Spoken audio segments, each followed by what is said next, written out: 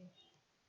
Halo semuanya, selamat datang kembali ke channel Young Learner. Jadi pada kesempatan kali ini kita akan mencoba untuk membedah emiten, yaitu salah satunya yang cukup hangat belakangan ini karena kabar dari Rocking Horn yang mempunyai saham di emiten ini, yaitu BMTR, Global Mediacom. Oke, kita lanjut saja ya. About BMTR. BMTR itu merupakan sebuah company yang listing di Bursa Efek Indonesia sejak tahun 1995. Perusahaan ini bergerak di bidang media terbesar di South Asia atau Asia Tenggara, di mana bergerak di bidang entertainment dan media dan iklan seperti yang di TV-TV dan juga di periklanan. Kemudian company ini sebenarnya Global Mediacom itu menangkan banyak penghargaan setiap tahunnya. Ini kita bisa lihat informasinya itu di laporan tahunan dia. Di sana ada tertulis dan tertera banyak banget penghargaan yang diperoleh memang dari Januari sampai Desember. Terus yang terakhir ini BMTR Global Mediacom, lebih dikenal dengan nama MNC Media oleh masyarakat umum.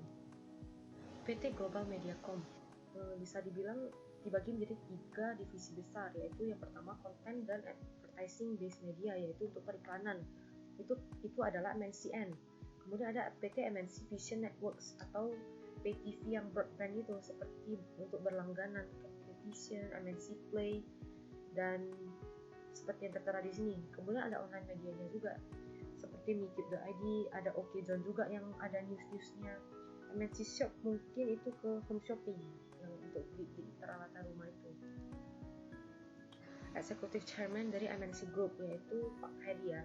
Saya semua orang sudah tahu juga sama dia, cukup terkenal ya. Ini bisa dibilang, bisa dilihat ini MNC Group ini memiliki MNC ini, dan pabrik itu memiliki 36% sahamnya. Free to Air TV itu seperti yang kita lihat di TV, seperti RCTI, MNC TV, Global TV, ini semua termasuk ke dalam grup daripada si Global Mediacom ini. Ada juga iNews yang memberikan news soal entertainment gitu. Ya bisa dibilang baru sih, dia kasih informasi dan juga tentang sport begitu.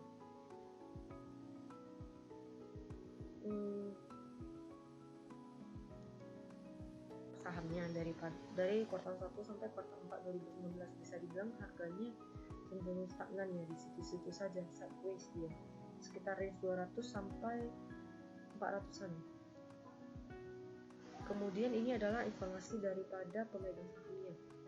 Kita bisa lihat PT MNC Investama itu punya kepemilikan yang cukup besar ya, bisa dibilang mayoritas di sini, sekitar 49%. Dan juga masyarakat juga cukup tinggi, sekitar 49% juga, walaupun sedikit di bawah daripada PT MNC Investama. Sedangkan direktur utamanya Heri Tanosu Dijo itu memiliki kepemilikan sekitar 0,21%. Sedangkan direktur lain kita bisa lihat memiliki kepemilikan di bawah, sekitar dari 0,15% sampai 0,05%. Pendapatan daripada PT Global Mediacom itu pendapatannya itu bisa dibilang cenderung meningkat ya, cenderung menunjukkan peningkatan, yaitu paling besar disumbangkan oleh iklan itu bisa dibilang setengah daripada penyumbang dan penyedia. Kemudian yang kedua ada TV berbayar dan broadband, itu seperti MNC Play tadi dan juga K-Vision. Kemudian ada juga yang besar juga itu konten. Mungkin ini adalah divisi baru, jadi belum terlalu menyumbang pendapatannya, baru juga dimulai dari tahun 2014, dan ada penyumbang lain juga ya. Profitnya dari gross profit memang pada tahun 2013 sampai 2015 itu menunjukkan penurunan, tapi semenjak 2016 sampai 2019 itu menunjukkan kenaikan yang cukup tinggi ya, bisa kita lihat. Terus ada juga operating profitnya, kita bisa lihat mengikuti tren yang sama dengan gross profitnya.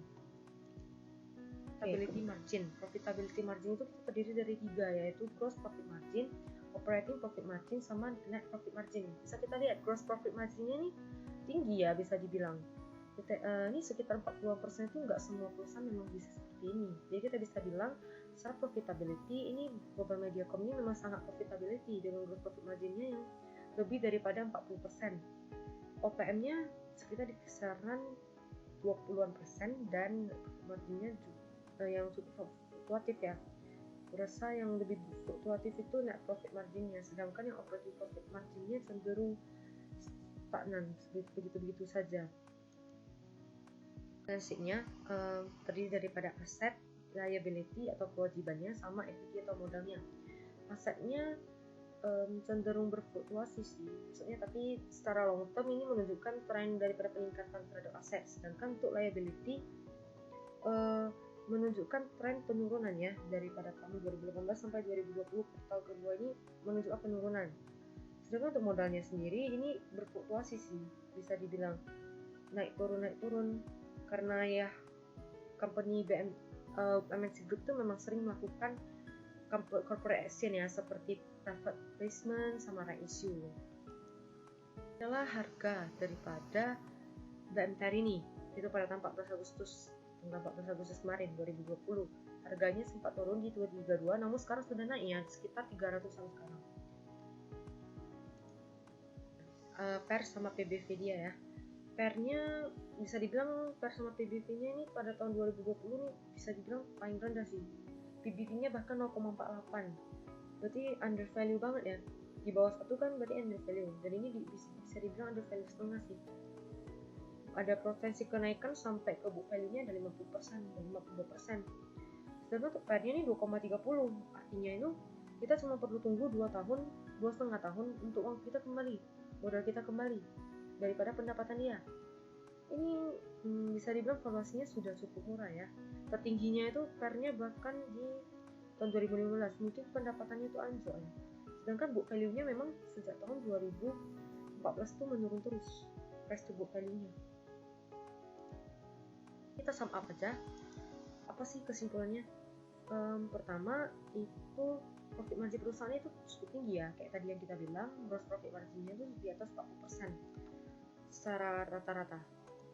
Kemudian company-nya ini memiliki economic mode bisa dibilang, karena siapa sih yang nggak tahu RCTI, Global TV, MNCN, iNews, kebanyakan sinetron tuh bahkan ada di RCTI, dan kartun-kartun pasti orang lihatnya di Global TV dong kan, seperti SpongeBob, dan siapa nggak tahu lah, itu MNCN juga banyak gitu-gitu. Kemudian rasio DER-nya tergolong aman ya, bisa dibilang debt to equity-nya selalu di bawah 1, tidak pernah di atas, tapi tidak jauh-jauh range-nya, tidak sampai 2 begitu. Perusahaan cukup sering melakukan private placement dan right issue. Ini yang merupakan bad news-nya. Soalnya company yang sering melakukan private placement itu tujuannya itu biar equity kita nambah, nanti uangnya itu untuk nambah ke liability kita. Berarti utangnya itu nggak digunakan, maksudnya uangnya itu bukan digunakan untuk ekspansi perusahaan, melainkan untuk menutup utang gitu, tambal-tambal gitu. Tapi ya menurut saya sih kurang oke sih karena private placement ini, padahal kita bisa tahu profitability-nya itu cukup tinggi, tapi kenapa pasti melakukan private placement sama right issue untuk mendapatkan, bisa dibilang itu dana murah sih, gampang dapetinnya, cuma terbitkan saham, terus ya uang itu kita pakai untuk bayar utang itu. Kalau secara valuasi bisa dibilang PER dan PBV-nya itu udah rendah sih, udah murah banget sih untuk saat ini. Tapi ya kembali lagi, tadi semua kan hanya analisa kuantitatif.